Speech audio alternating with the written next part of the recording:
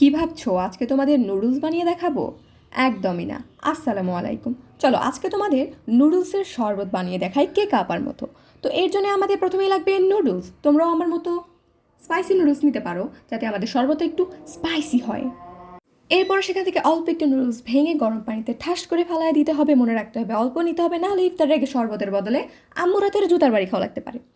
তো যাই হোক, যখন এটা সিদ্ধ হয়ে যাবে ভালো করে ধুয়ে সাইড করে রাখবা, আর একটা গ্লাসে বিশুদ্ধ পানি ঢেলে নিবা।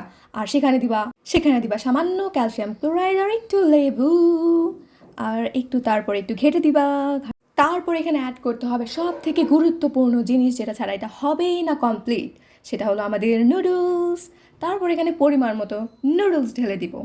আর পরিবেশনের জন্য আমরা সাইডে একটা স্লাইস রেখে দিব লেবুর, যাতে দেখতে সুন্দর লাগে আমাদের শরবত। খেতে যেমন হোক, দেখতে যাতে ভালো লাগে। এরপরে বিশ্বাস করো, তোমরা এটা যাকেই খাবে সেই একদম পাগল হয়ে যাবে। খুশিতে পাগল হয়ে যাবে। তো এরকমই উপকারী উপকারী ভিডিও পাওয়ার জন্য শরবতের আমার পেজে অবশ্যই নজর রাখবেন। তো আজকের জন্য এই পর্যন্তই। আল্লাহ হাফেজ।